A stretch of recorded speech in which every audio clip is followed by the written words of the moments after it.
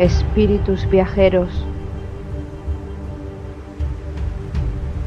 os damos la bienvenida y os invitamos a uniros a esta caravana espiritual.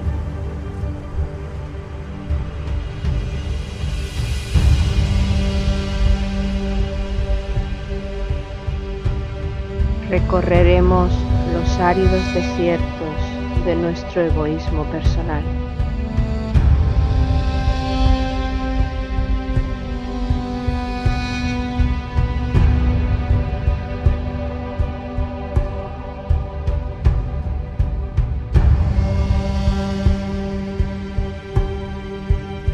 Navegaremos sobre las aguas de los mares y océanos creados por nuestras emociones.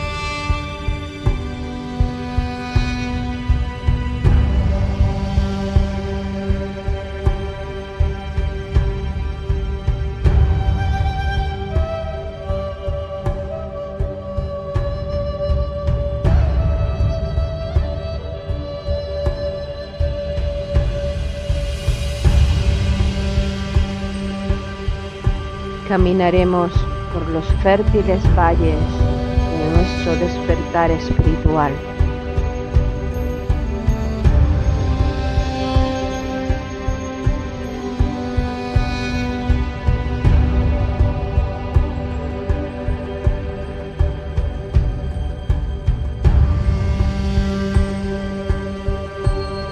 Iniciaremos el ascenso a la montaña sagrada, la morada de nuestro espíritu.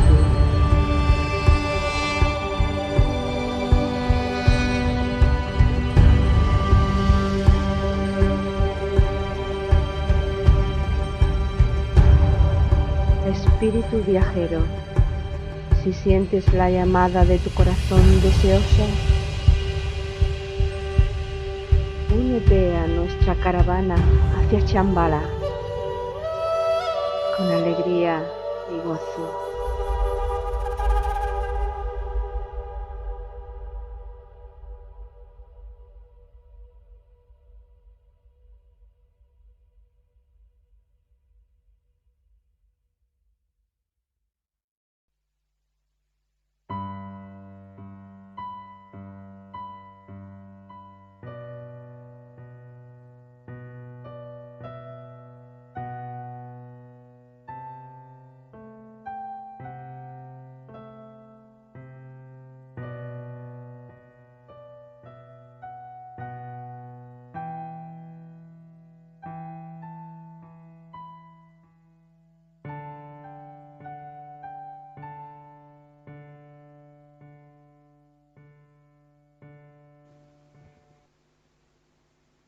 Peregrino, amigo, viajemos juntos. La noche está cayendo, los animales salvajes merodean y nuestro fuego está pronto a apagarse. Pero si nos ponemos de acuerdo a compartir la guardia nocturna, vamos a conservar nuestras fuerzas. Mañana nuestro camino será largo y posiblemente nos agotaremos. Caminemos juntos. Tendremos alegría y haremos de ello una celebración. Yo cantaré para ti la canción que cantaba tu madre, tu esposa y tu hermana. Tú me contarás la historia de tu padre acerca del héroe y sus logros. Deja que nuestro camino sea uno. Ten cuidado de no pisar un escorpión y adviérteme de las serpientes. Recuerda, debemos arribar a una cierta aldea montañosa. Viajero, sé mi amigo.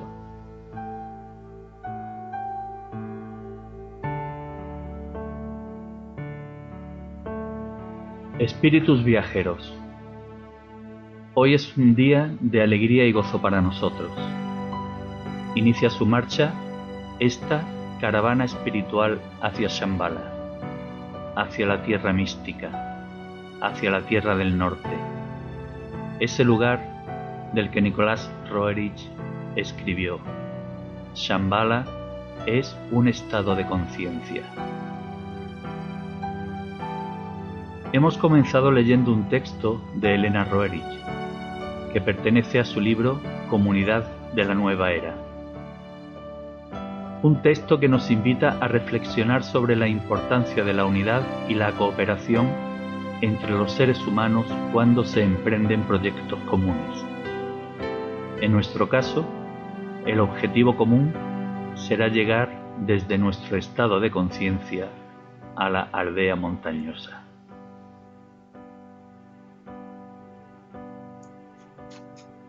Espíritu viajero, si es tu deseo, únete a la caravana hacia Shambhala.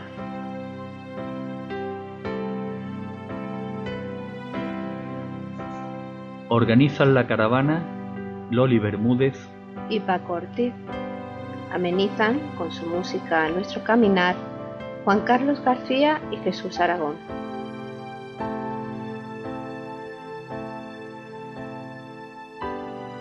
Amigos, compañeros, hermanos, iniciamos el camino. Lo iniciamos desde Málaga, a orillas del Mediterráneo, y ponemos rumbo hacia la Tierra del Norte.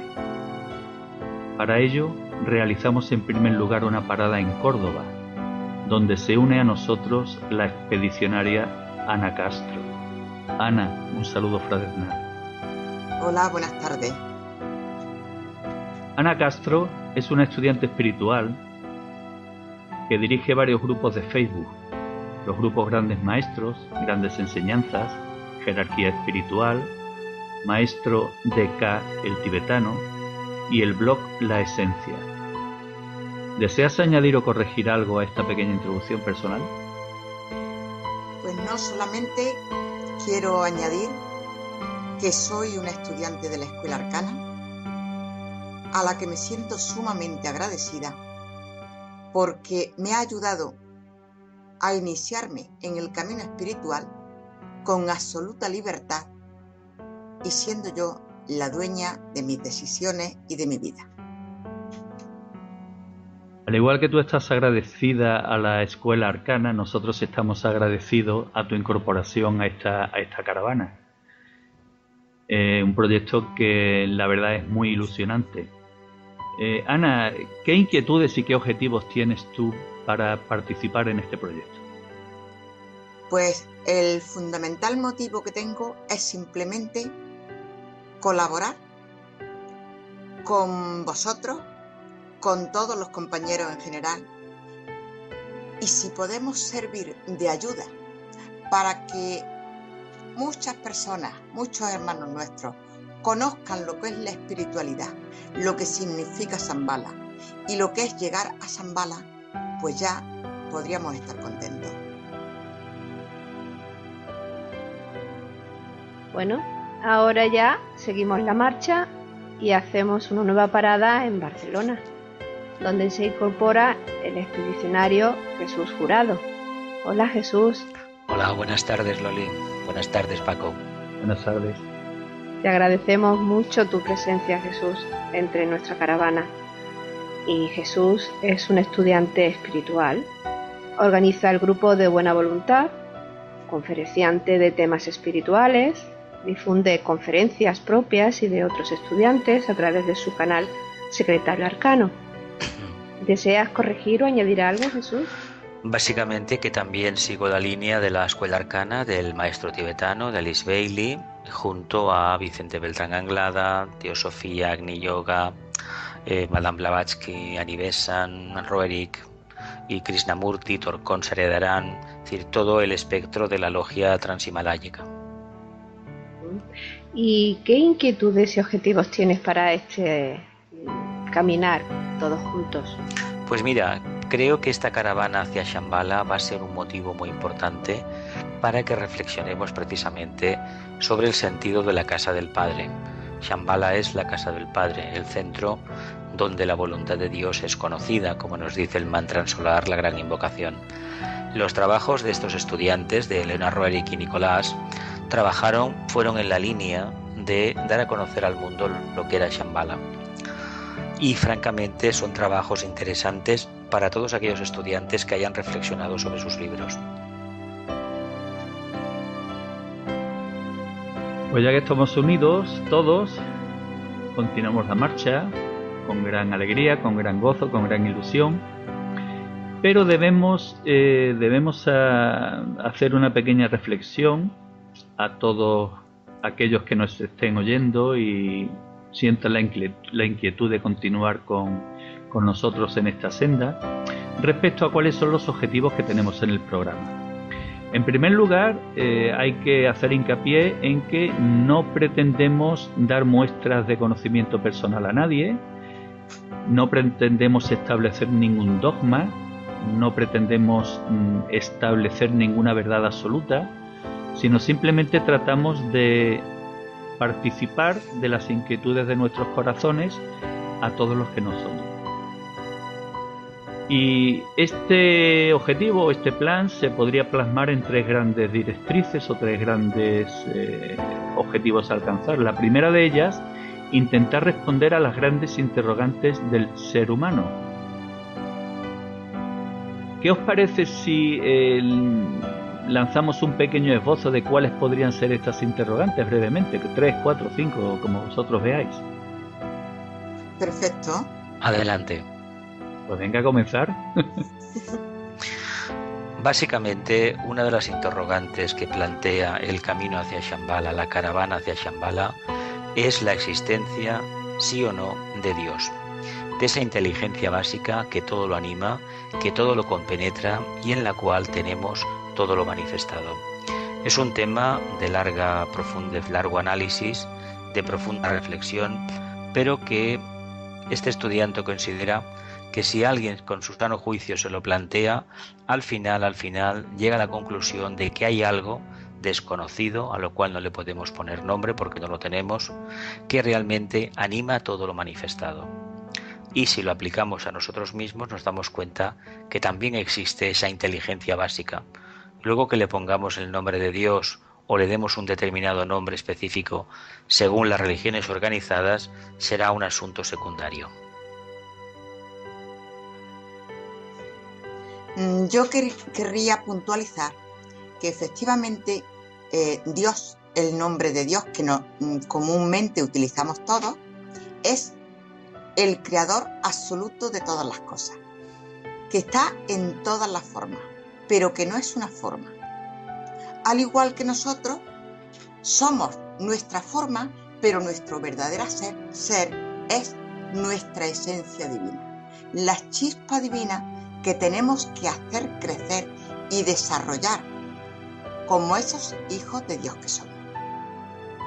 Nuestro principal objetivo, saber quiénes somos y si los hijos de los hombres son hombres, quiénes somos los hijos de Dios. Yo creo que esta es una respuesta que debemos darnos cada uno de nosotros. Si el hijo de un hombre es un hombre, el hijo de Dios, ¿quién es? Como tales, debemos desarrollarnos. Y para desarrollarnos, tenemos que hacerlo en absoluta libertad y con una absoluta voluntad en el camino que nos va a servir para desarrollarnos y para subir ese camino hacia Shambhala. Es decir, nos plantearemos reflexiones sobre la existencia de Dios, sobre la existencia del ser humano, si se trata de una sola existencia, es decir, de una sola vida, o serán varias vidas, qué es la verdadera vida, qué es la muerte, qué significa la muerte. En fin, todas estas grandes preguntas, grandes inquietudes que yo creo que cada uno a su modo y a su manera se las ha planteado. Y estas inquietudes permiten poner en práctica en la vida las enseñanzas del Agni Yoga. El Agni Yoga, del que se está hablando últimamente, que es el yoga del fuego, y es un yoga o una enseñanza que tiene un claro objetivo: ampliar nuestra conciencia. ¿Qué podemos hablar sintéticamente del Agni Yoga? ¿Empiezas tú, Jesús? Pues prácticamente podemos decir que el Agni Yoga es el yoga de la nueva era. Es el yoga para aquellos seres humanos, para aquellos estudiantes de la filosofía esotérica que han en cierta medida asimilado el Raja Yoga. Han pasado una primera etapa muy lejana, trabajaron el Hatha Yoga, el yoga más físico posible, pasaron a la devoción o Bhakti Yoga y en el periodo más reciente empezaron a practicar lo que es el Raja Yoga. Y ahora toca trabajar nada menos que el mundo de los arquetipos a través de una técnica que el Raja Yoga nos enseñó, la contemplación. Partimos ya de la base de que tenemos cierto grado de atención desarrollado y que podemos mantenernos concentrados en todo aquello que realizamos. En la medida en que seamos capaces de trabajar de esa forma, es decir, la consecuencia del trabajo del Raja Yoga nos lleva a ese estado de contemplación donde, a través del saber estar continuamente, empezaremos a comprender todo lo que se mueve a nuestro alrededor. Y esa técnica nos va a permitir desarrollar una cualidad, un sentido que es completamente necesario para trabajar el Agni Yoga y podernos acercar a Shambhala. Es el tema de la intuición. La intuición la desarrollaremos en el momento que los seres humanos nos despersonalicemos, nos olvidemos de que somos seres humanos y que nos convirtamos automáticamente en chispas divinas.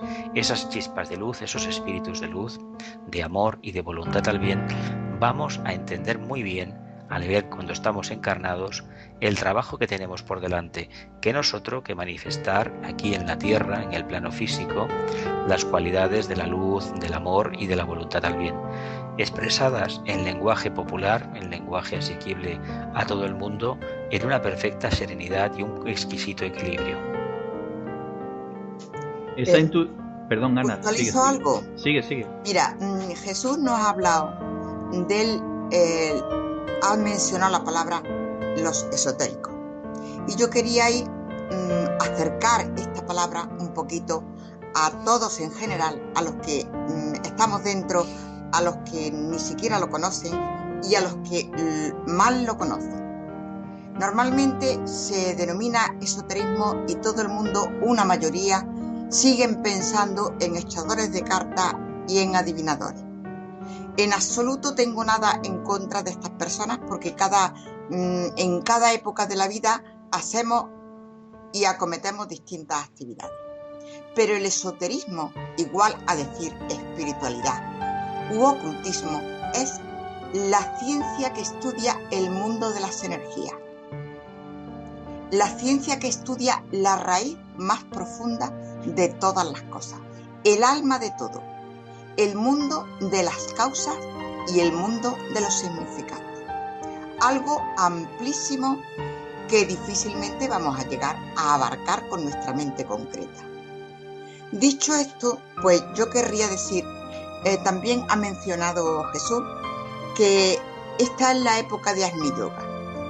Pienso que podría serlo, debería serlo, pero también la era de Acuario que acabamos de empezar o que estamos empezando ahora mismo es una época propia del desarrollo de la mente. Todavía yo creo que hay mucho de astralismo en las personas. Siguen dominando las emociones y deseos, el astral. Y difícilmente desde el astral podemos practicar el Agni Yoga. Porque si desde el astral practicamos el Agni Yoga, lo que producimos es mucho más astral. Errores. Por eso podíamos preguntarnos, ¿cuándo debemos practicar el Agni Yoga? Podríamos decir que el Agni Yoga es un estado ya avanzado de la conciencia en el que la mente concreta la hemos desarrollado, la hemos explotado y esa mente concreta ya no da más de sí. Nos hacemos preguntas y no encontramos respuestas. Eso, cuando llega ese momento en que ya nuestras preguntas no obtienen la respuesta que han venido obteniendo de aquí para atrás, vamos a atravesar una crisis. Una crisis porque no nos explicamos qué nos está pasando. Y nos está pasando que nuestra mente concreta ya está exigiendo un paso más, acercarnos a la mente abstracta o superior. Y ese paso es el que se llama Agni Yoga o yoga del fuego. ¿Cuánto dura este paso? No lo sabemos. En cada persona durará más o menos. Pero lo que estamos haciendo es acercarnos al conocimiento directo. Cuando ya hemos conseguido fusionar mente concreta con mente superior, estaremos acercándonos al conocimiento directo y ya no tendremos dudas. La mente concreta ya no intervendrá. Antes, cuando he hablado de los diferentes yogas, la existencia de Dios único y sobre todo del tema del Agni Yoga, hay un tema que ha quedado ahí subyacente, que es el tema de la reencarnación. He comenzado hablando de que en una etapa primitiva trabajamos el Hatha Yoga, el yoga físico, el yoga de los asanas, y después pasamos a una etapa del yoga de las emociones, de la aspiración a la divinidad, el camino de la religión. Pasamos posteriormente a un estado de a través de la mente concreta, a alcanzar la mente abstracta. Y ahora trabajamos el Agni Yoga desde la mente abstracta hacia el plano búdico. ¿Qué quiero decir con esto? Que hay un nexo común que es el proceso de reencarnación o transmigración de las almas. Es un concepto que no necesariamente tiene que ser asimilado de manera forzosa por todos los estudiantes, sino que a través de la reflexión, del establecimiento de analogías, de correspondencias, se verá que es perfectamente lógico el tema de la reencarnación. Ahora bien, los dogmas de fe tienen un verdadero problema. Cuando uno acepta una definición de un asunto o tiene un prejuicio, una opinión previa generalmente contraria a un determinado tema, como puede ser la reencarnación, entonces no se puede trabajar desde el nivel de los dogmas de fe o las creencias. Aquellos estudiantes que no lo consideren viable lo pueden dejar en el aire, de momento como una duda, como una hipótesis de trabajo, y sobre todo lo que sí se debería hacer entonces es estar plenamente atento al día a día. Porque el día a día, si estamos muy atentos, nos va a hablar también de reencarnación. La misma naturaleza, con sus diferentes estaciones, sobre todo la primavera, nos habla perfectamente de la reencarnación, que curiosamente lo que es el volver a resucitar es la nota clave de la naturaleza y también del cristianismo.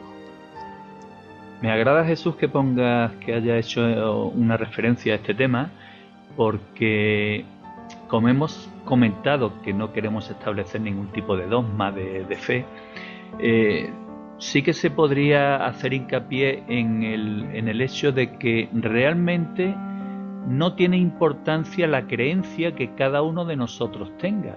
Lo que sí es relevante es cómo adaptamos nuestra vida a esa creencia. ¿Qué quiero decir con esto? Que, por ejemplo, no creer en la reencarnación tiene una importancia relativa, porque si una persona cree en la reencarnación y no es responsable con sus actos, se está traicionando a sí misma. En cambio, puede ocurrir que haya personas que no crean en la reencarnación y manifiesten unas cualidades divinas de amor, de compasión, de fraternidad, de cooperación, etcétera, etcétera, que no son manifiestas en una persona que crea. Es decir, la tendencia general de la humanidad es a pensar o creer en algo y hacer todo lo contrario. Por eso hablo de la relatividad. Sí. Y al igual ocurre con la creencia en la existencia o no existencia de Dios. También es relativo, porque una persona puede creer en Dios, en el enfoque de Dios que le hayan dado, y ser contrario a todas las leyes del amor. Y una persona que se manifiesta atea, no creyente en Dios, resulta que es una persona que está al servicio de todos sus congéneres. Entonces, ¿quién cree realmente en Dios? Posiblemente el que se manifiesta no creyente.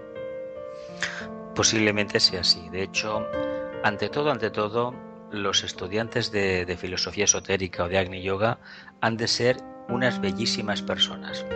Ahora bien, el término una buena persona no significa una persona sin criterio, apocada, que no molesta nunca, sino aquella persona que prácticamente es responsable. Y es responsable porque tiene luz, tiene amor y tiene voluntad al bien en un grado determinado. Si podemos hacer un poco de perspectiva en nuestras propias vidas, seguramente que hemos encontrado gente que a lo mejor nunca iba a una iglesia organizada y sin embargo eran personas íntegras. A lo mejor personas que nos parecían que tenían un punto de vista errático y a la hora de la verdad demostraban un sentido común, es decir, en el momento que se planteaba una crisis, desempeñaban una función de integradora y muy especialmente de tender puentes, de acercar posturas y de buscar una síntesis armónica. Estas personas, aunque no crean en Dios, aunque no crean en la reencarnación, etcétera, etcétera, realmente están cumpliendo con el propósito divino porque están manifestando esas cualidades. Sucede que después de 2000 y pico de años de religiones organizadas, bueno, miles y miles de años de religiones organizadas y concretamente la que tenemos dominante en Europa, el cristianismo con sus múltiples interpretaciones, hemos cogido una manera muy petrificada de entender a Dios y lo que Dios cree, creemos de Él y muy especialmente lo que nosotros creemos que Dios nos va a pedir. Y lo que te indica el Agni Yoga básicamente es que nada de eso es cierto. Uno cuando está en serena expectación, cuando está en exquisito equilibrio interno, mental, puede contactar con esa chispa divina, ese punto central de evolución denominado Dios. Lo va a hacer en la medida de sus posibilidades, evidentemente, pero se va a dar cuenta que nada de lo que se nos ha enseñado a lo largo de la historia de cómo acercarnos a Dios y cómo creemos que Dios es, nada se sostiene, porque resulta que cuando lo descubramos veremos que Dios es algo muchísimo más sencillo que todo eso. Desde luego se están diciendo aquí cosas muy importantes y la verdad que nos espera un gran trabajo, ¿eh? Pues la verdad es que sí, hay mucho por trabajar todavía. Ana, Ana, referente a lo que has comentado de mente concreta, mente abstracta, a mí me gustaría puntualizar mayormente con el propósito de que quien nos escuche puede ser que a veces oiga términos que le son totalmente desconocidos, ¿no? Entonces, para, digamos, aclarar un poquito el tema, podríamos decir que la mente concreta, debemos considerar ante todo que la mente es un instrumento al servicio del ser humano. Yo creo que eso es una pieza fundamental para comprender de todo lo que estamos hablando. En el caso de la mente concreta, es un instrumento al servicio del ser humano que adquiere todas sus experiencias a través de los sentidos físicos. Es decir, ese ser humano que se conduce por la vida por las emociones que rigen su personalidad. Y es la mente abstracta el instrumento que tenemos que desarrollar para que pueda manifestarse en nosotros esa intuición de la que hacía referencia Jesús. Y claro, la mente abstracta es la que nos permitirá comprender, intuir y asimilar esas verdades que no son percibidas a través de nuestros sentidos, pero que son consideradas por todas las enseñanzas esotéricas las verdades verdaderas, nunca mejor dicho. Y una de esas gran verdad sería la existencia de la jerarquía espiritual del planeta. Esa, digamos, entidad o ese grupo de seres que interceden entre el logos solar, entre el Dios del universo y los seres humanos. ¿Qué os parece esto de la jerarquía?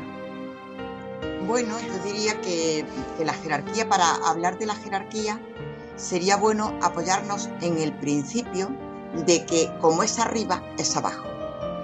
Es la ley de analogía que en todos los planos es exactamente igual. Un plano funciona exactamente igual que otro. Lo que pasa es que los planos que no vemos, pues nosotros no podemos llegar a ellos directamente, pero sin embargo, por la ley de analogía, debemos saber que si nosotros, por ejemplo, en la Tierra no podemos pasar a segundo curso de bachillerato sin haber superado el primero, en los planos espirituales que no vemos con los ojos físicos, no podemos ascender sin haber superado los planos inferiores. O sea, pasamos de un plano a otro y exactamente igual que lo hacemos aquí en la Tierra. La mente concreta y la mente abstracta realmente es una forma de entendernos humanamente hablando. La mente es una. Lo único que pasa es que nosotros todavía utilizamos nuestra mente concreta, nuestra mente humana, porque no sabemos, no llegamos todavía a la mente superior. Pero paso a paso en nuestro desarrollo espiritual nos estamos acercando a esa mente superior. Y aquí sí que me parece a mí que sería bueno que diferenciáramos entre espiritualidad y religión. La espiritualidad es la raíz absolutamente de todo el universo. La espiritualidad es Dios mismo, con el nombre que le queramos dar. Dios, universo, verdad, justicia, con el nombre que le queramos dar. Esa es la espiritualidad. Las religiones están adaptadas a etapas en las que fueron creadas y tienen una serie de dogmas. La espiritualidad no tiene dogmas. La espiritualidad es un paso tras de otro acercándonos a la divinidad. Sin normas, ¿por qué? Porque las normas las establece el hombre. Precisamente estás estableciendo unos principios de Agni Yoga. Unos principios de Agni Yoga que, apoyándonos en la existencia de la jerarquía espiritual, una vez que el ser humano los tiene asumidos, provocan una consecuencia en ese ser humano: dedicar su vida a servir a la jerarquía y a la humanidad. Y este servicio se convierte en el tercer objetivo de nuestro programa. Entonces, con ello, pues no sé, si os parece, podríamos decir que entrar un poco en materia. Es que ya vamos entrando en materia desde que comenzamos, pero digamos de un modo más específico.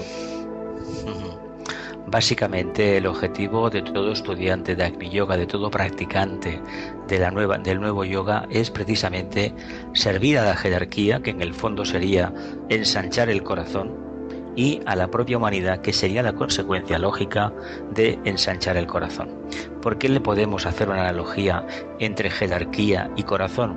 Porque precisamente el anhelo que hay cuando se descubre el palpitar de la conciencia interna, el palpitar del corazón, consecuencia de buenas acciones, de un trabajo previo de adaptación a los ritmos de la vida, hace que nuestro grado de comprensión, unido a un grandísimo amor hacia la humanidad, convierta esta actividad en un verdadero campo de servicio, es decir, en una posibilidad real de manifestar ese potencial de amor, pero en medio de la humanidad, en la faceta de la vida que nos haya tocado, en el lugar donde el karma, la ley de la justa retribución, haya tenido a bien siempre colocarnos. Allí vamos a tener los elementos posibles para poder manifestar el servicio, amor a la jerarquía y a la humanidad.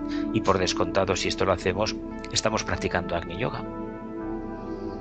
Entonces, ya después de todo esto, no nos puede quedar dudas de que Dios existe.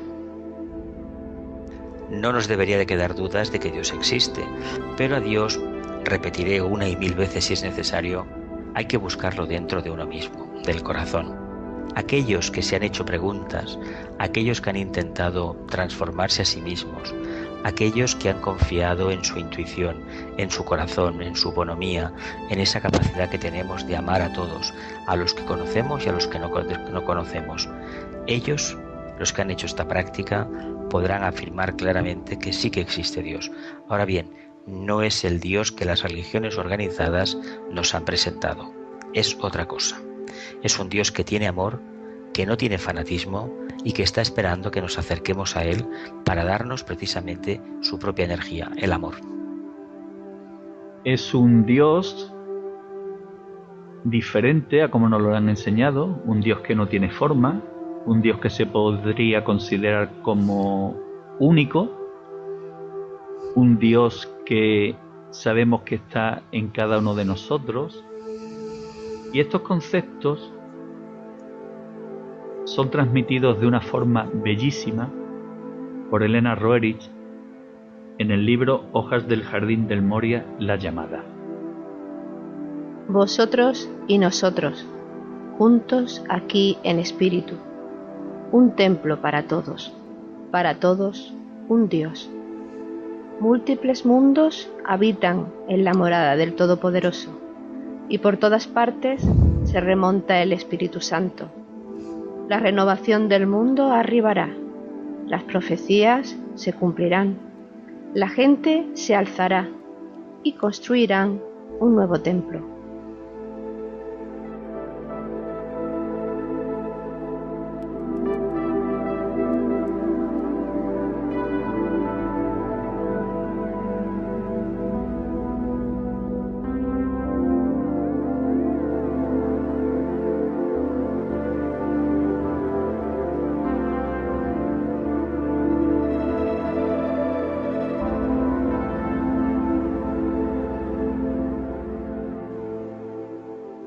Un texto que lo resume todo, ¿no os parece?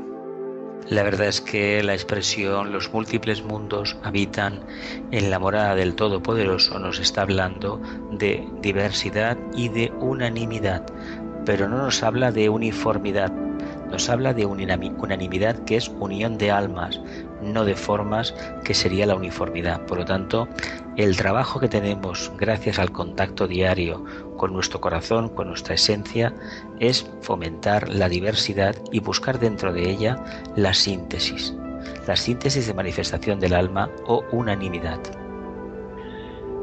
El buscar la síntesis es un proceso individual y un proceso hasta cierto punto complicado.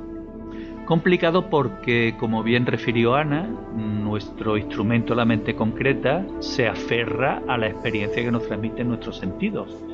Lógicamente nuestros sentidos no ven otros mundos, no ven otras moradas, no ven la energía y lógicamente dificultan el que podamos tener una percepción sensorial de esa otra realidad. ¿Cómo podríamos trabajarnos interiormente para tratar de comprender aquello que esta mente concreta no nos permite? Pues Ana hizo referencia a una ley transmitida por el gran Hermes Trismegisto desde los anales del tiempo, la ley de la analogía. Si cada ser humano se plantea la gran pregunta sobre la existencia de Dios, solo tiene que mirarse a sí mismo. Es decir, si nosotros supongamos que nos consideramos por un momento que somos dioses, nos podemos hacer la siguiente reflexión. En nosotros surge una idea que es etérica, está en nuestra mente, y esa idea hay que plasmarla en una realidad. Digamos que esto establece una distinción entre lo que está sin haber sido creado, es decir, la idea, y la posterior creación de ello. Por analogía, si nosotros actuamos de esta forma, y todas las enseñanzas esotéricas, incluso las religiones, afirman que somos dioses, aunque por desarrollar, pues podremos pensar o podremos intuir, mejor dicho, que Dios actuaría de la misma forma. Entonces podríamos decir que, por ejemplo, en Dios, que abarca la totalidad, que Dios es todo, existen dos grandes aspectos: el aspecto inmanifestado y el aspecto manifestado o creado. La verdad es que sí. A Dios lo podemos encarar desde dos cuestiones, dos postulados. El postulado de su manifestación, buscarlo fuera, a través de su creación generalmente, o buscarlo dentro a través de nuestro corazón, de nuestra mente superior, de nuestra mente arquetípica. ¿Y por qué los dos son válidos? Porque uno nos va a hablar de creencias, nos va a hablar de que Dios es todopoderoso, porque se manifiesta a través de un vehículo, de un mundo que francamente todavía para el ser humano plantea muchísimos misterios. Uno, cuando ve la majestuosidad de ciertos bosques, de ciertos árboles, la belleza de los acantilados, las altas montañas, la viveza de los ríos, la del reino vegetal o animal, se da cuenta enseguida que hay algo que lo está animando. Ese algo es Dios. Podemos buscar a Dios a través de su creación. pero el camino que tocaría trabajar hoy en día es buscarlo dentro de nosotros, dentro de las formas, y ese camino solamente nos pide un poco de atención y básicamente un mucho de amor a todo lo creado, porque el amor, no lo olvidemos aquí, lo puntualizamos nuevamente, va a ser la herramienta que realmente nos despierte la intuición, porque la intuición procede del plano búdico, y el plano búdico se conoce con el sobrenombre del plano de la razón pura o el plano del amor. Por lo tanto, en la medida en que entendamos que el Agni Yoga es amor en manifestación, los misterios de este mundo quedarán abiertos en el libro de la sabiduría al alcance de todos aquellos que estén dispuestos a amar de verdad y desinteresadamente.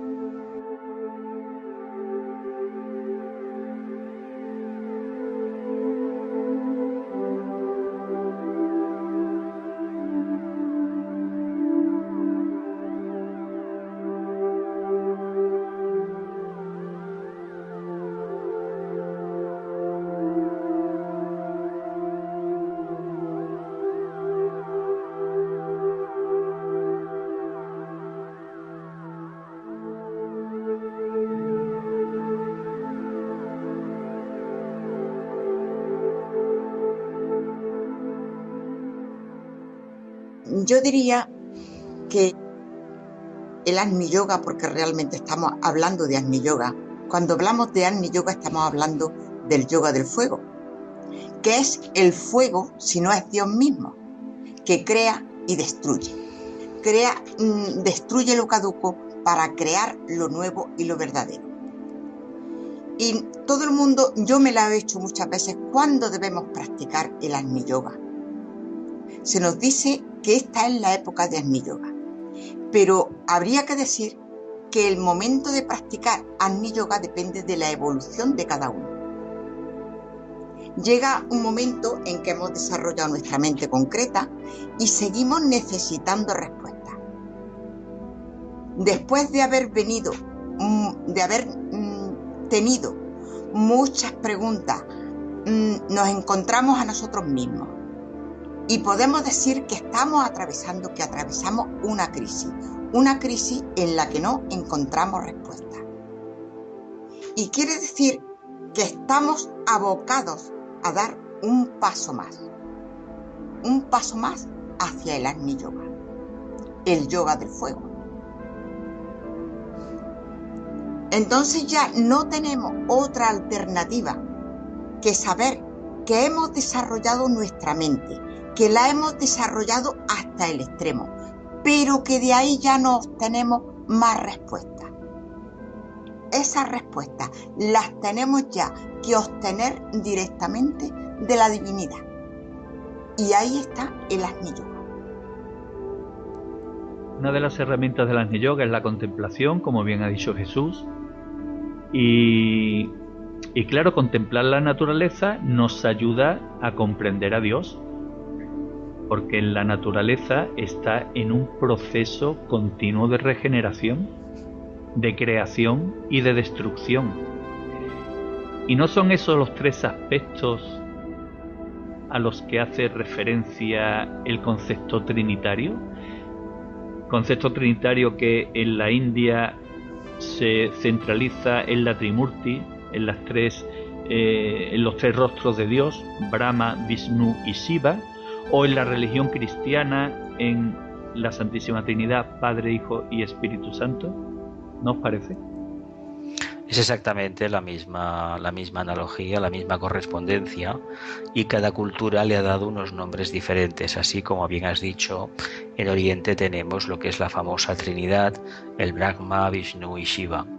En realidad, en Occidente tenemos al Padre, al Hijo y al Espíritu Santo, teniendo en cuenta que los tres aspectos de la divinidad en el fondo son uno solo. Ahora bien, para poder entender lo que es el trabajo de la divinidad en esencia, hemos de entender una cosa: solamente a través del aspecto conciencia lo vamos a llegar a conocer.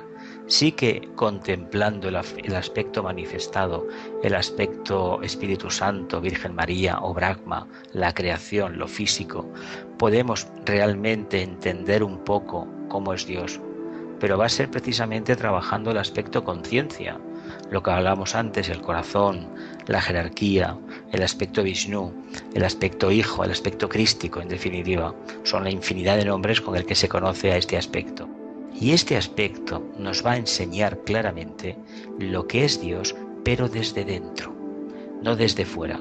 Y vamos a ver que en una primera etapa nos va a llamar mucho la atención de que sean tres y se convierten en uno, o que tres se dividen en tres, se sintetizan en uno, pero que hay uno de ellos dos, el del medio, es el que realmente nos lo va a aportar todo.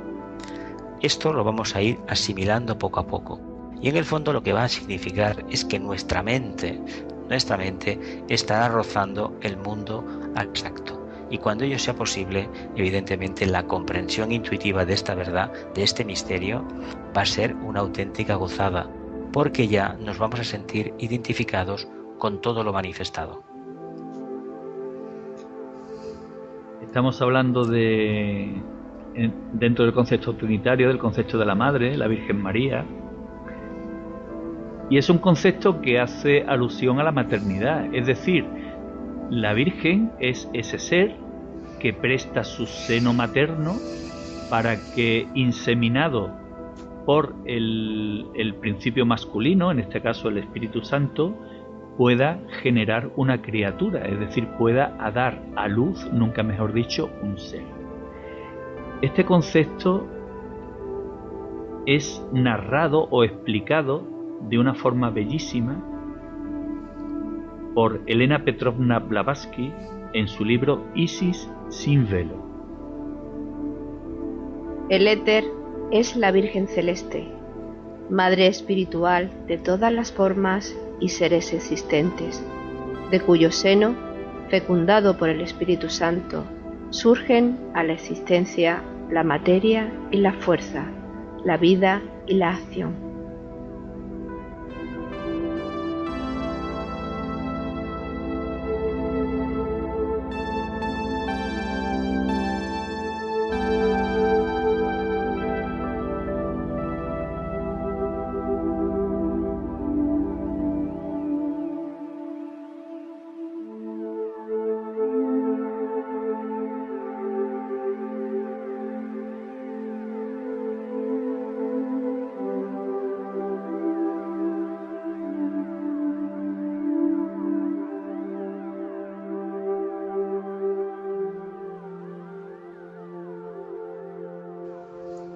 ¿Algo que añadir a esta gran verdad? Pues francamente muy poco, viniendo de esta gran discípula, de esta gran servidora de la humanidad que fue Elena Petrovna Blavatsky, poco más podemos añadir respecto a esto. Otra cuestión que nos podemos plantear cuando establecemos la analogía entre el ser humano y Dios, el ser humano, cada uno de nosotros tiene un cuerpo físico. Pensando en el concepto, en el principio de analogía, podemos preguntar, ¿tiene cuerpo físico Dios? De hecho, Dios se manifiesta a través de un planeta que es su cuerpo más denso. Es el logo solar, nuestro verdadero Dios se manifiesta a través del sistema solar, y así sucesivamente. Y nosotros, almas encarnadas, nos manifestamos a través de una personalidad séptuple. Lo que sucede que nosotros solamente contemplamos el vehículo físico denso, el más denso de los 7 vehículos. Pero lo importante es que sepamos que gracias a este vehículo interactuamos en el plano físico. Y interactuando con el plano físico, unido a nuestro vehículo emocional que interactúa con el mundo emocional o mundo astral, y nuestro vehículo mental que lo hace en el plano mental, evidentemente tenemos una comprensión de la manifestación, del trabajo que estamos realizando y el por qué hemos venido a realizar este trabajo. Es que Dios está en todo lo creado, absolutamente en todo lo creado, y nosotros precisamente lo que estamos haciendo es desarrollar nuestra esencia divina. El hombre lo que está haciendo es desarrollar su esencia divina en detrimento de la materia. O sea, nuestra misión aquí en la tierra es transmutar la materia en espíritu. Desde luego que sí. Entonces, lo negativo, por ejemplo, en esta vida, también nos puede servir de aprendizaje, ¿verdad? Cualquier circunstancia de la vida, y aprendemos más de las cosas negativas que de las positivas, porque las negativas nos vemos obligados a transmutarlas, y al transmutarlas realizamos una investigación y hacemos un cambio radical de comportamiento, de orientación interna. Por lo tanto, la parte oscura tiene muchísimo que enseñarnos en este sentido, porque generalmente tenemos la tendencia a dar por hechos muchas cosas que no lo están todavía, no están construidas dentro nuestro.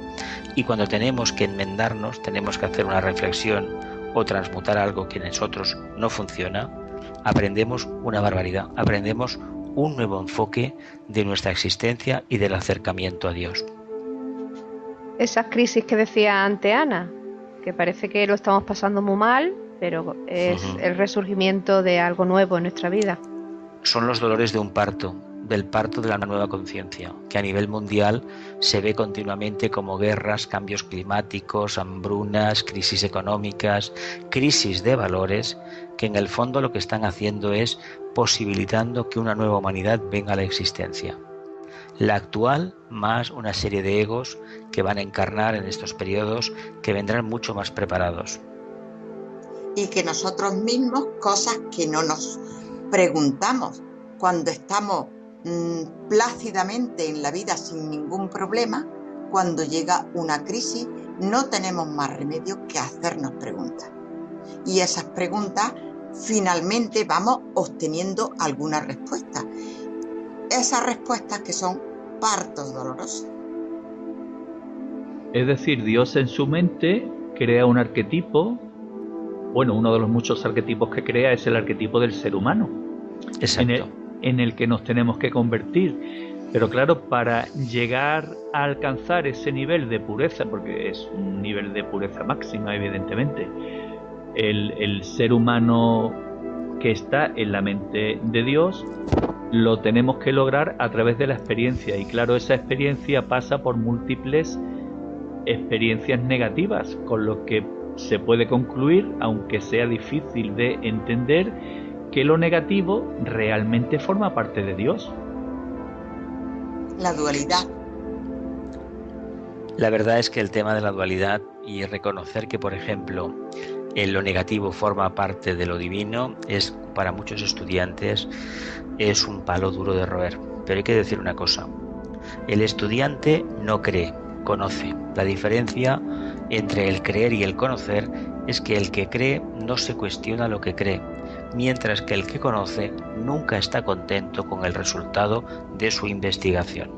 Son dos líneas diferentes, y cuando uno investiga se da cuenta de que la parte oscura necesita la parte iluminada para poder manifestar esa esencia que somos en realidad. Nosotros tenemos de parte oscura el cuerpo físico, la parte externa, la parte emocional y la parte mental concreta, pero de parte iluminada tenemos el vehículo causal. Por lo tanto, el Logos necesita de este planeta físico para poder manifestar su proyecto, como nosotros de manifestarnos a través de formas concretas. Se dice que somos espíritus puros, sí, de acuerdo, pero lo somos en el plano arquetípico. Aquí nos revestimos de materia para transmutar la materia precisamente. Jesús, cuando hablamos de Logos, hablamos de Dios. De Dios, otro nombre más. Y cuando hablamos de Dios, dado que el esoterismo habla de múltiples logos, podríamos hablar de múltiples dioses, pero no múltiples dioses, sino múltiples experiencias de Dios, puesto que existe un logos de nuestro planeta, existe un logos de diferentes planetas, existe un logos solar del que nuestro amigo Carmelo Ríos le gusta decir no es algo, es alguien. Es alguien, exactamente. Es una frase muy corta, pero de una gran sabiduría. Es decir, cuando hablamos de logos, hablamos de un ser creador. Cuando hablamos de logos, estamos hablando del espíritu. Y espíritu somos todos, en esencia. Y la materia también es espíritu. La materia, en un grado, exactamente. Claro, en el mínimo grado.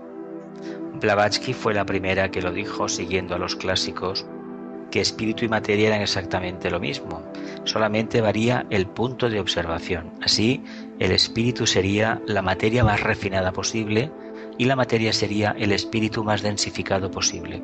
Por lo tanto, lo que hablábamos antes de la dualidad, el bien y el mal, la parte iluminada y la oscura, son exactamente la misma realidad de conciencia. Solamente varía la actitud del observador, el punto de vista donde te pones a observar, ves la diferencia entre una cosa y la otra. Y como Dios, hemos concluido que experimenta a través de nosotros, experimenta a través de la humanidad. Por descontado. Visto el rumbo que la humanidad ha tenido hasta ahora y visto el rumbo que tiene actual, pues no sé, a lo mejor hay quien pueda pensar, bueno, Dios tiene mucho sentido del humor, está de vacaciones, pasa de nosotros, o es que no tomamos conciencia que somos nosotros los que debemos ponernos a su altura. Muchas veces los seres humanos se preguntan que si hay un Dios, ¿dónde está? Y que tal vez no se entere de lo que está pasando con su creación. Hay que decir que sí que se entera. Lo único que sucede es que el ser humano ha llegado a un punto de su evolución en que debe hacerse responsable de todos los trabajos negativos que ha hecho en la humanidad. Vamos, tiene que responder de todos sus desaguisados. ¿Por qué? Porque si no fuera así, el ser humano no alcanzaría un punto crítico de evolución que le permitiría ya no retornar a una etapa inferior de evolución.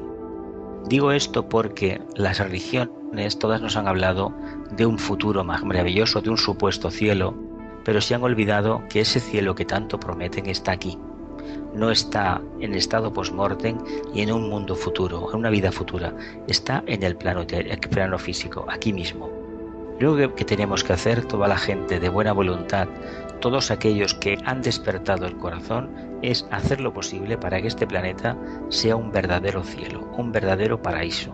Si eso no lo conseguimos, lo demás se podría decir que es una promesa vana, es una creencia. Ahora bien, muchas personas prefieren creer porque no tienen que esforzarse a tener que conocer, que implica investigar, implica arriesgarse y por descontado equivocarse también. Es decir, traer el cielo a la tierra no Exacto. Es obra de Dios, sino obra del ser humano. Es obra del ser humano y por eso Dios no puede intervenir en los conflictos que el ser humano ha generado. Si nosotros no respetamos los ciclos de la naturaleza se lo va a cobrar. Ya cada vez hay más científicos que están diciendo que todas las barbaridades que hemos cometido desde los años 60 para acá las estamos pagando ahora. Que si la corriente del Niño, que si las sequías, que si los huracanes, que etcétera, etcétera, donde antes nada de esto habría. ¿Qué pasa? Que estamos comprobando a través de la ciencia positiva, la ciencia materialista, que los postulados de la filosofía esotérica del Agni Yoga resulta que se cumplen. Que cuando uno no se comporta bien y a nivel medioambiental no lo hacemos, pues hay una recompensa negativa, hay un reajuste. Pues ahora lo estamos vivenciando. Y en la vida social sabemos que cuando no sembramos armonía, pues recogemos precisamente tempestades. Eso también lo sabemos. Creo que eso es importante dejarlo claro, porque yo creo que la gente no sabe que con los pensamientos caóticos, los sentimientos caóticos, lo que estamos creando es un mundo de caos. Es que nosotros lo que no podemos olvidar nunca es que formamos parte de Dios. Exacto. Nosotros, nuestra esencia es divina y esa es la que tenemos que desarrollar en detrimento de la materia. Toda la creación al completo forma parte de Dios. A veces nos preguntamos que siendo Dios perfecto, ¿por qué tenemos un mundo imperfecto? Y es porque Dios está en cada uno de nosotros, con mucha materia que tenemos que transmutar en espíritu.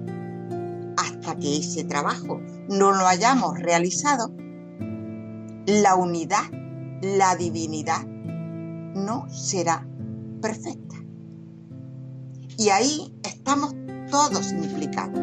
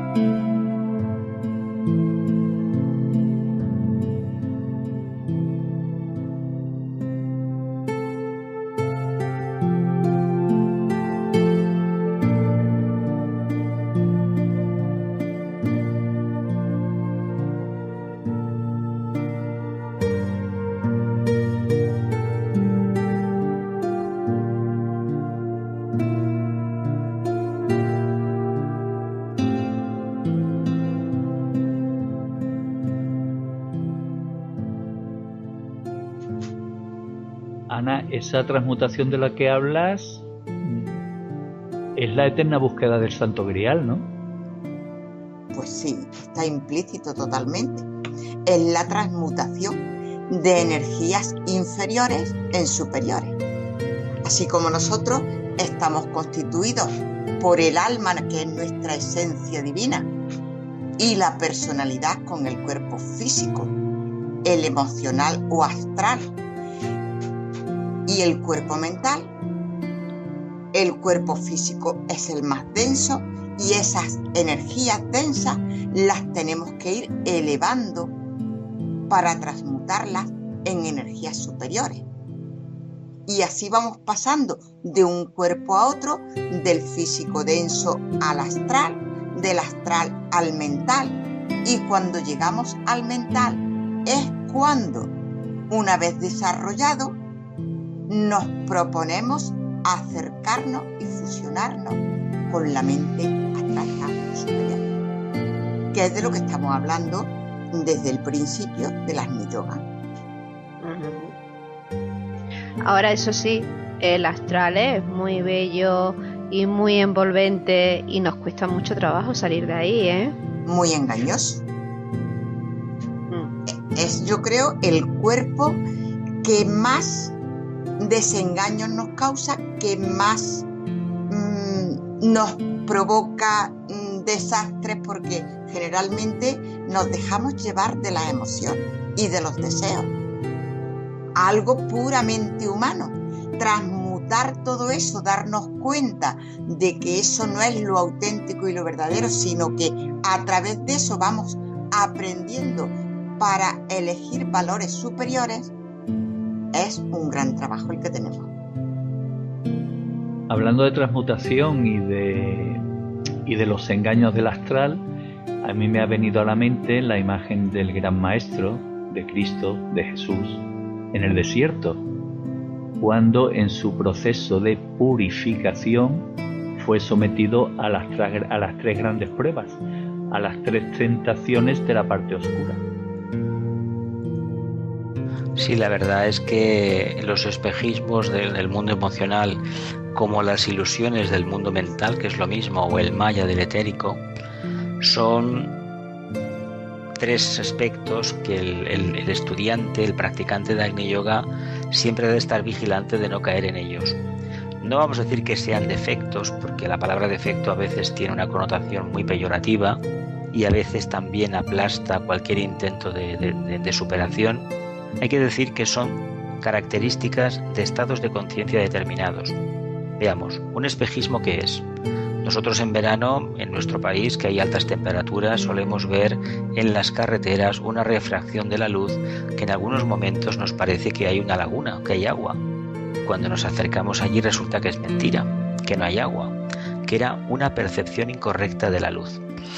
En el nivel mental tenemos exactamente lo mismo, a esto le llamamos ilusión. Creemos que un postulado, que una conclusión es real porque realmente se nos ha enganchado a nosotros de manera muy facilona. Sin embargo, cuando la sometemos a un análisis más profundo vemos que realmente eso no es así. Y a nivel etérico tendríamos el mismo espejismo, es decir, la incapacidad del alma de transmitir suficiente energía a su vehículo etérico. A eso le llamamos maya, es decir, ese maya, ese espejismo que nos impide también percibir la verdadera luz.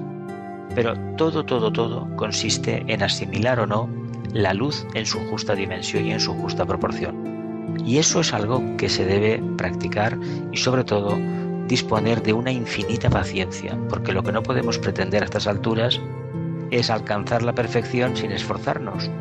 Si queremos seguir por ese camino, el astral nos va a servir en bandeja de plata todo lo que queramos. Ahora bien, todo lo que nos va a ofrecer el plano astral no va a servirnos para nada, solamente para dar un paso atrás y cada vez más profundo.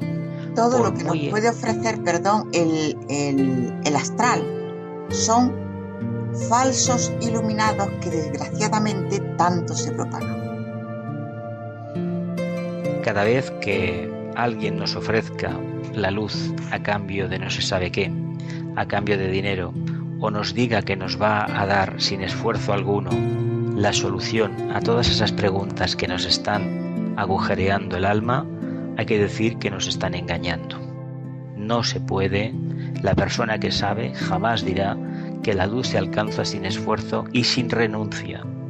La palabra sacrificio es aplicación de la voluntad y la renuncia es la eliminación de todo aquello innecesario.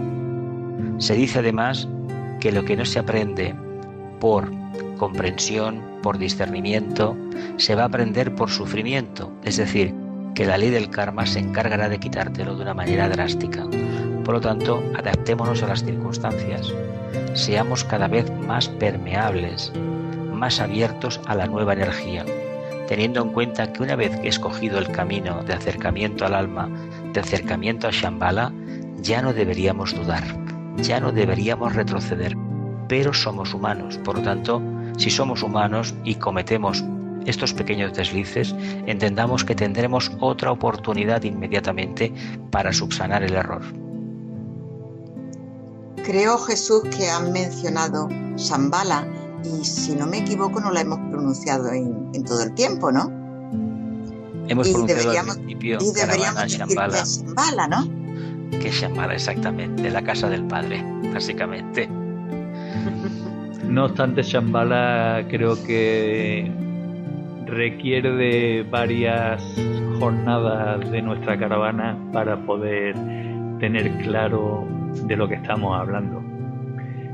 Al fin y al cabo es algo, la morada del Padre es algo intuitivo, algo incierto para la personalidad, algo que en algún momento de nuestra vida nos obligará a dar un salto al vacío, guiados por nuestra intuición. Y por eso es algo a lo que el Agni Yoga hace mucha referencia a través de la ampliación de la conciencia, en el sentido de saber enfocar nuestra intención. En los libros de la enseñanza de Agni Yoga se hace mucha referencia a las flechas. Hay quien, si lo lee desde una perspectiva incorrecta, pues lo enfoca como algo guerrero, y en realidad hace referencia a la intención que tenemos que poner en nuestros actos, en nuestros pensamientos. Por eso, cuando había estado hablando del mundo astral, a mí me ha venido a la mente el momento del tránsito de la persona, el momento de la muerte, que es un momento crucial en el ser humano. Y es un momento que debemos de enfocar, se puede enfocar desde dos puntos de vista. Desde el punto de vista de creer en la reencarnación en el más allá, o desde el punto de vista de pensar que esta vida es la única y la verdadera. ¿Qué ocurre? Que la persona que cree en la reencarnación, pero que hace de la reencarnación una máxima en su vida, es decir, actúa en la vida responsablemente, en esos momentos enfoca su atención en lo más sagrado, enfoca su atención en Shambhala, aunque no lo sepa, en la jerarquía, aunque no lo sepa, en la imagen del maestro que cada uno tenga, y eso obra un milagro, el milagro de que la persona, cuando fallece, no permanece atrapada en el mundo astral y da el salto al mundo superior. Porque el mundo astral es un mundo, como bien ha dicho Loli, muy bello, muy bonito, que te atrapa, pero que en realidad es eso, es irreal y te atrapa. Y debemos focalizar nuestra intención y nuestro pensamiento en lo más sublime, cualquiera que sea el nombre que le demos. Yo creo que no sé si sería oportuno que desarrollemos un poquitín la justificación que nosotros podemos encontrar en la reencarnación. Yo, cuando todavía no estaba en el mundo espiritual, estaba en una religión, pues yo lo veía como algo lejano, pero que lo veía posible. Ahora, por supuesto, lo veo absolutamente lógico. Y lo veo absolutamente lógico porque si nosotros tenemos que alcanzar, que hacer crecer nuestra divinidad, esa chispa divina que tenemos, desarrollarla y transformar toda nuestra materia en espíritu, quiere decir que en una vida es totalmente imposible. Luego hacen falta muchas vidas. Nosotros no nos va a dar el Creador a nosotros el privilegio de nacer en una época estupenda, con mucho desarrollo, etcétera, y a otros hermanos nuestros que nacieran en la época de las cavernas. ¿Qué justificación tiene esto? Que efectivamente la humanidad se ha ido desarrollando. Y se ha ido desarrollando y nosotros somos aquellos hombres primitivos. Con una vida tendríamos suficiente para desarrollar nuestra divinidad, que es lo que estamos haciendo, transmutar la materia en espíritu. Tendríamos solamente con una vida, sería totalmente imposible. Y pensando por otra parte, a veces todos nos hemos preguntado, ¿es justo que Dios mantenga a sus hijos, a unos en la abundancia y a otros en la más absoluta pobreza? No es justo. Y no es justo, pero es que Dios no hace eso. Dios, el Creador, el Padre, no hace eso. Nosotros, a través de nuestro desarrollo, a través de nuestras obras, atraemos la ley de causa y efecto o ley del karma y rectificamos nuestras actitudes por medio de esa ley. Y esa ley nos obliga a que nos demos cuenta de que lo que hemos hecho mal lo tenemos que rectificar y lo podemos hacer bien y perfectamente. Entonces, ahí está, y luego esa injusticia que a veces hemos visto, cómo puede haber unos con la miseria absoluta y otros en la abundancia, etcétera. Independientemente de cómo nosotros actuemos, son, digamos, la función que en cada etapa de la vida nos toca hacer de acuerdo con nuestras actitudes. Así vamos aprendiendo, así vamos rectificando y así nos vamos purificando. No sé si ha quedado bien entendido, pero bueno, yo dejo ahí el tema. Ha quedado súper bien entendido y además con una lógica aplastante, porque es que si no sería injusto. Y además es importante dejar estas bases bien claras, porque para llegar hacia Shambhala tenemos que aprender mucho y trabajar mucho.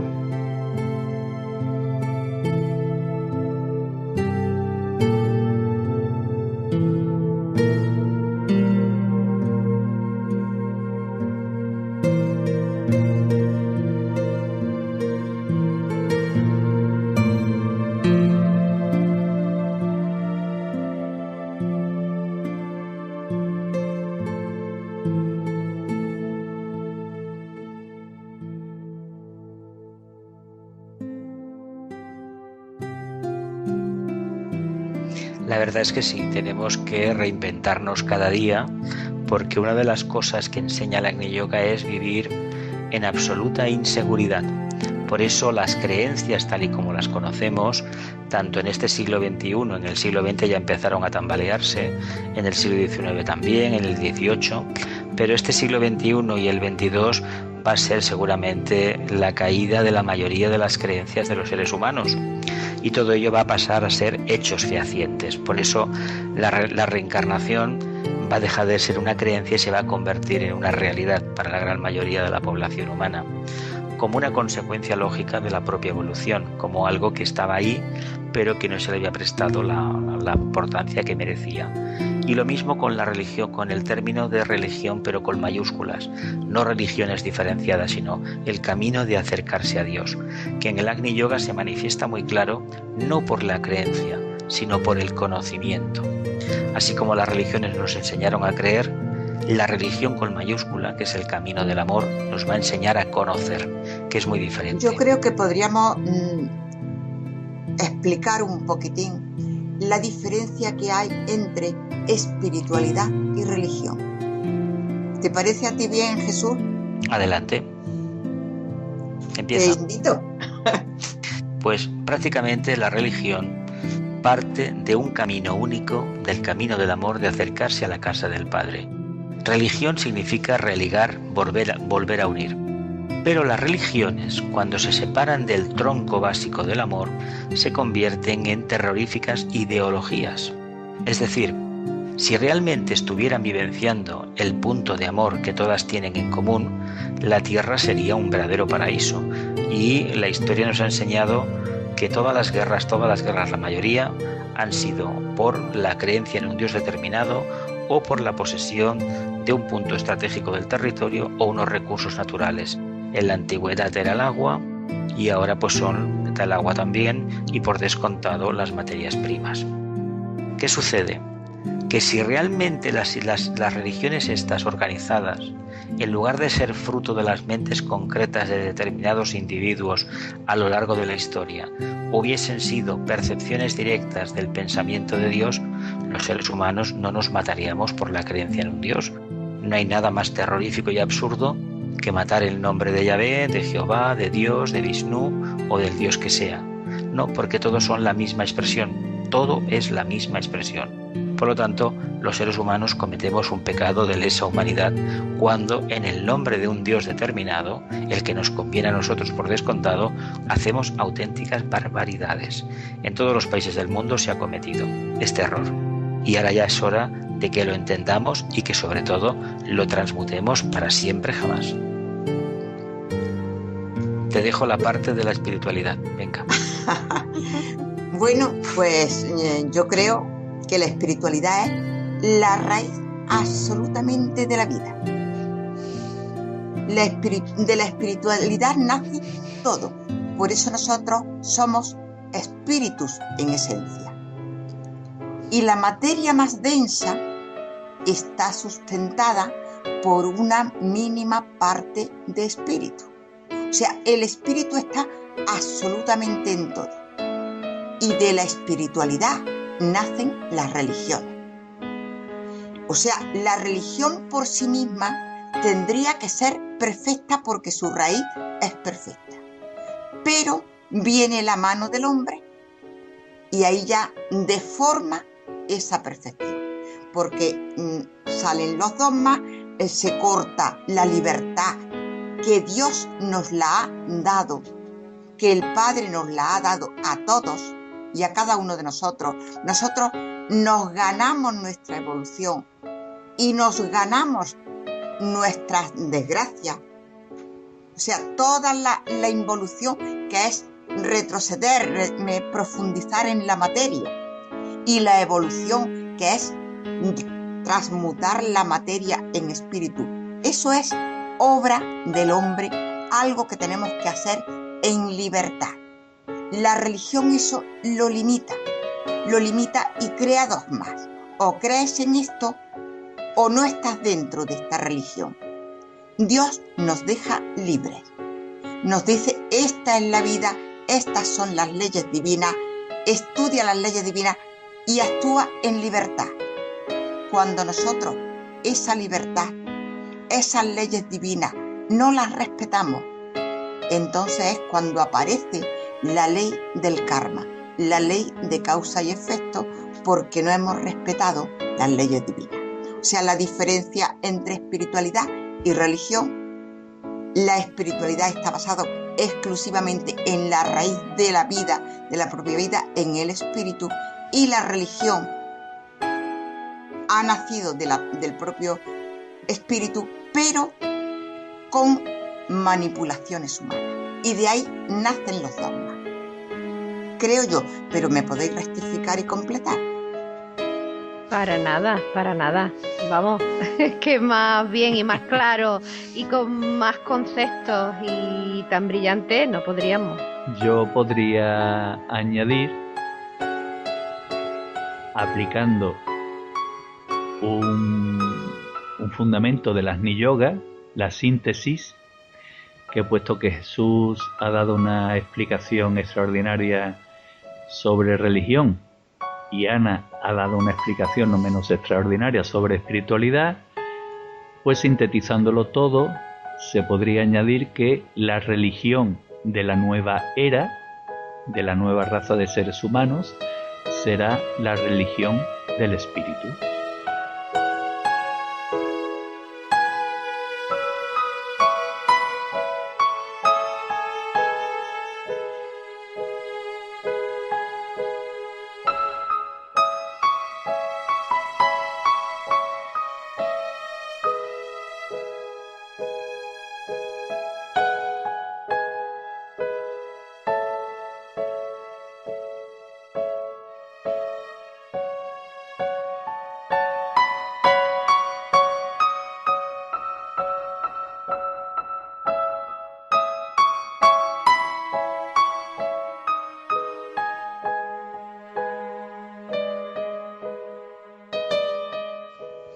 Se espera que alcancemos cuando corresponda la única religión mundial, la nueva religión mundial. Y esperemos que así sea, porque la evolución nos debe llevar a eso, a descubrir la verdad y que esa verdad nos una. Y en el tema este de descubrir la verdad, podríamos hacer un poquito de hincapié en el sentido de que hasta hace prácticamente un siglo, en posesión de la verdad estaba la religión, o mejor dicho, estaban las jerarquías religiosas de las diferentes organizaciones religiosas. En el siglo actual parece ser que quienes están en posesión de la verdad son los científicos. Exacto. Entonces, claro, esto nos lleva a plantear una nueva cuestión, una nueva interrogante. ¿De verdad cree la ciencia en la existencia de Dios? Bien, es la misma pregunta que nos podemos hacer sobre los dos senderos que puede escoger un ser humano. El camino del ocultista, que sería el camino del científico, o el camino de la creencia, que sería el camino de la religión, tal y como el ser humano entiende. Como bien dices, ahora lo más dogmático que hay en el mundo es precisamente el punto de vista de la ciencia, especialmente con la definición que tienen de la no existencia de Dios. Pero cada vez hay más científicos que se cuestionan ese postulado y abogan por establecer un punto de encuentro, un punto de unión, un nexo común, hablando de una inteligencia básica. Hay muchísimas disciplinas de la ciencia que ya habla de una inteligencia animadora, de que hay algo, o llámale un programa informático, que tiene logos para mover los planetas, por ejemplo. Cada vez hay más científicos, más mentes que apuestan por esta opción. Ahora bien, para que el científico se convierta en espiritualista y el espiritualista en científico, hay que decir que todavía queda camino. Pero lo mejor sería juntar las dos tradiciones, la del que cree con la del que conoce. Porque vamos a ver que las dos absolutamente son la misma. Hay quienes sostienen que el famoso señor Albert Einstein extrajo la teoría de la relatividad del proemio de la doctrina secreta. Y es muy probable que eso sea así, habida cuenta las especificaciones que da la señora Blavatsky sobre el mundo manifestado y cómo percibir ese mundo. Hay quienes lo sostienen así. También se sabe que el señor Einstein era un lector de la doctrina secreta y de fuego cósmico. Es algo que se tiene guardado como muy oculto, pero tampoco es nada extraño porque en los años 30 del siglo pasado muchísimos científicos habían leído esas dos obras. Lo que pasa que, claro, en el mundo de la ciencia no estaba bien visto y por lo tanto se lo callaron para sí. Pero en la medida que haya más científicos que tengan una concepción clara de la filosofía esotérica, nos acercaremos a la verdadera esencia divina y ya el dogma no existirá, porque lo que habrá será un grado suficiente de intuición en una gran parte de la población humana. Además, un científico al que la humanidad actual le debe muchísimo, todo el desarrollo de la electricidad, Nikola Tesla. Exactamente. También se sabe que había bebido en las fuentes del Bhagavad Gita, Incluso el señor inventor de la bombilla, Thomas Alva Edison, y la compañía que montó General Electric, este señor era un teósofo. Este señor sabía mucho de estos temas y en aquella época incluso financieros, incluso grandes empresarios norteamericanos y europeos habían conocido esa filosofía. Pensemos que por un momento que la teosofía se propagó en las clases intelectuales de todo el mundo occidental, incluso de la aristocracia. En España hubo muchos aristócratas, como en el resto de Europa, y muchos intelectuales que abrazaron la teosofía, y también científicos. Lo que pasa es que, claro, los científicos, el tema de la creencia, pues no, tienes que demostrarlo, pero ya va bien que se interesaran por el tema, porque después han venido otros que también lo hacen. Aunque, volvemos a insistir, no todos lo explican, todos lo explican.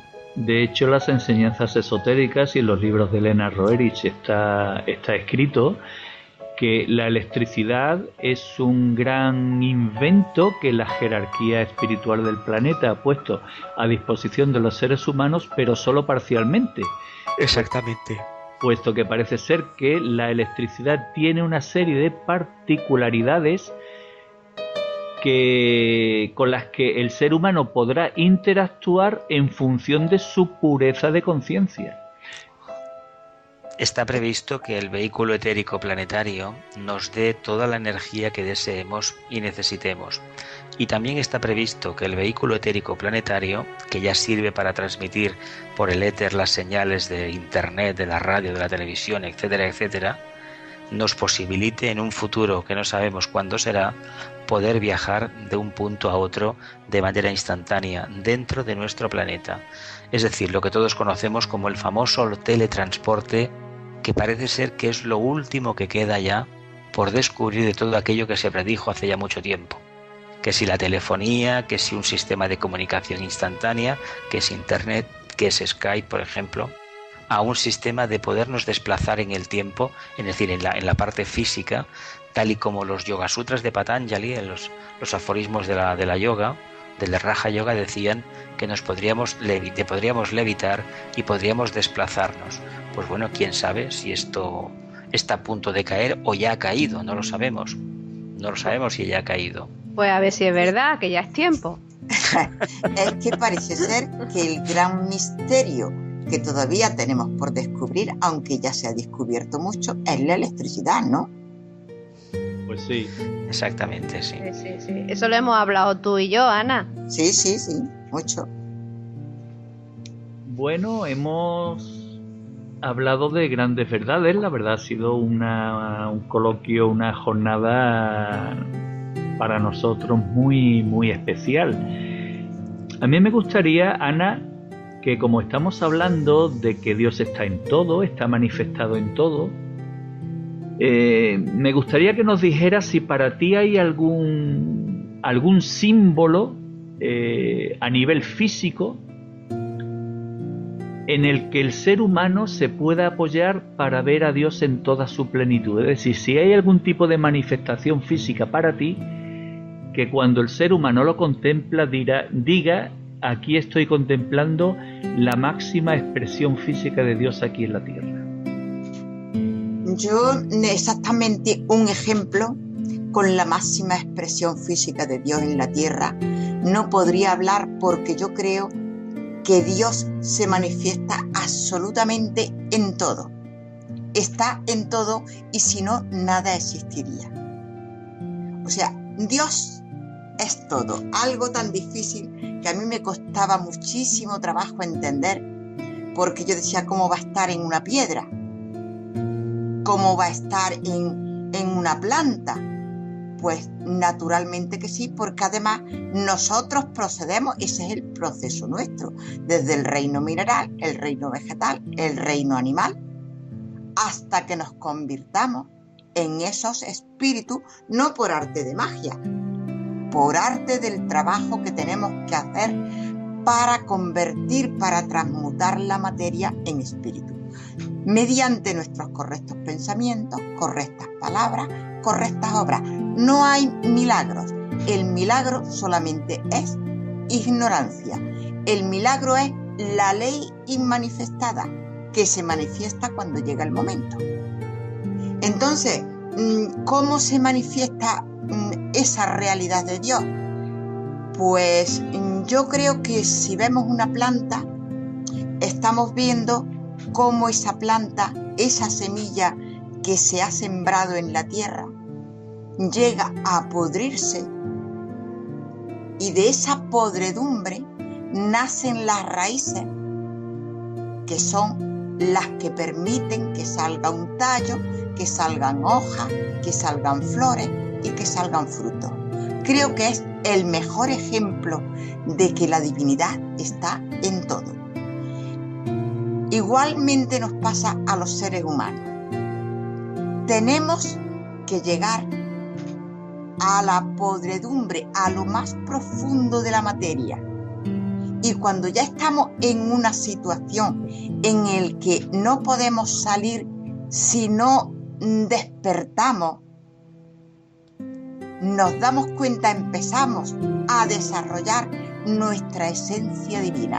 Cuando hemos llegado a lo más profundo de la materia, igual nos pasa, lo veamos o no lo veamos, porque todo esto es un proceso de vida.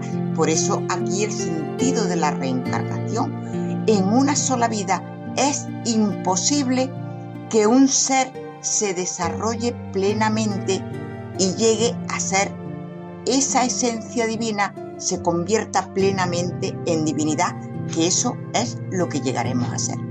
No sé si todavía habrá personas, hermanos nuestros, que sigan pensando que eso es un disparate. Yo afortunadamente ya no lo veo como un disparate, sino como una realidad que estamos consiguiendo. ¿Y para ti, Jesús, existe algún tipo de manifestación física con el que te podrías identificar más que con otra y decir, aquí estoy contemplando a Dios en toda su grandeza, en toda su belleza? Prácticamente, por un lado está la posibilidad de contemplar cualquier parte del mundo, que todas ellas encierran una belleza definida. Y por otro lado está el poder reconocerme como un alma que cada vez es más consciente del papel que desempeña en su medio ambiente y por descontado en la humanidad. En el momento en que un ser humano despierta a la luz, al amor, a la voluntad al bien, es decir, su conciencia crística, su conciencia perceptiva de la divinidad, del logos, de Dios, está activa, en este momento tenemos un ser ya que va camino de la iluminación, entendiendo la iluminación como la ascensión a una montaña capricorniana donde va a descender completamente transfigurado para convertirse en un servidor de la humanidad, para limpiar nada menos los establos de augías, es decir, todos los egregores, todas las miasmas, todo lo negativo que en la humanidad hay, empezando primeramente por nuestro medio ambiente. No olvidemos que si tenemos que salvar al mundo, que tarde o temprano lo tendremos que hacer, vamos a empezar por nuestro propio medio ambiente, por nuestro círculo más inmediato. Pero no lo vamos a hacer con el sentido mesiánico que hasta ahora la era de Piscis nos había enseñado, sino con el amor por delante, por bandera. Nosotros a lo nuestro trabajando, pero aplicando aquella máxima de la antigüedad que decía a Dios rogando, pero con el mazo dando. Es decir, siendo personalidades completamente prácticas. Exacto. Llegamos ya pues al final de nuestra jornada. Me gustaría, antes de despedirnos, que cada uno de nosotros hiciese alguna reflexión. Bueno, yo seguir con lo que estaban diciendo mis compañeros de expedición, aparte de todo lo bello que han dicho y maravilloso, para mí hay algo que me conecta directamente a lo que podría ser Dios aquí en la tierra, y es, por ejemplo, el fuego.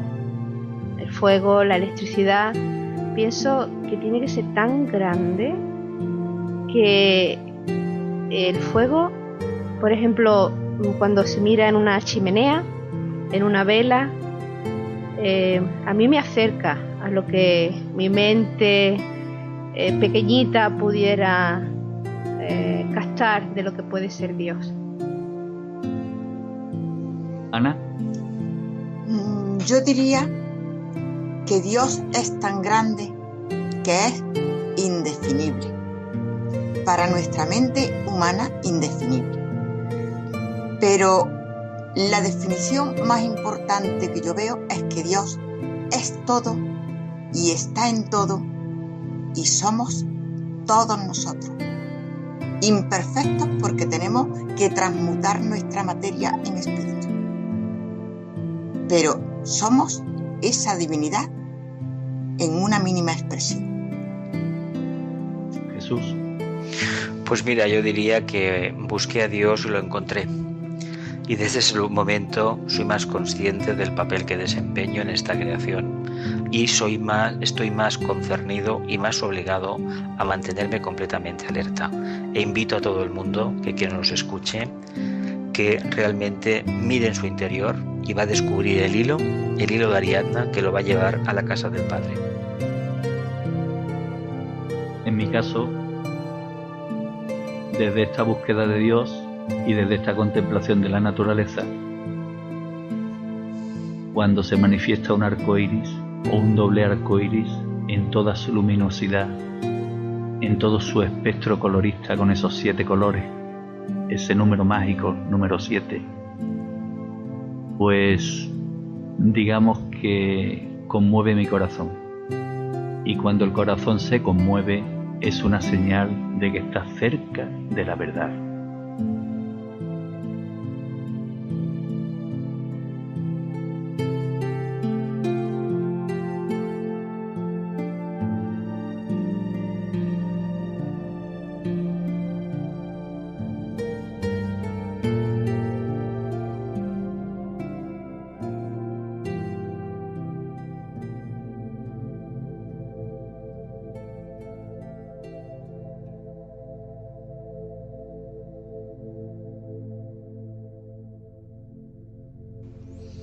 Queridos espíritus viajeros, queridos expedicionarios, nos despedimos con una oración para los servidores del mundo. Una oración escrita por Elena Roerich en el libro Hojas del Jardín de Moria.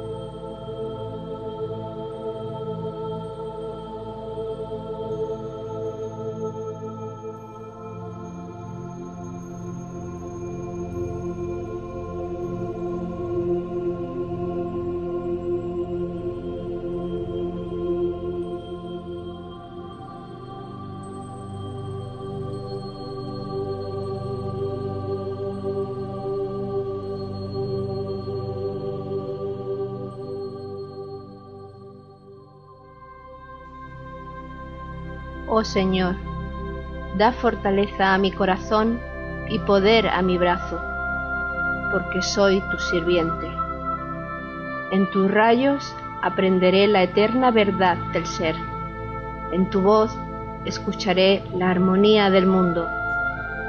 Mi corazón te doy, oh Señor, sacrifícalo por el bien del mundo.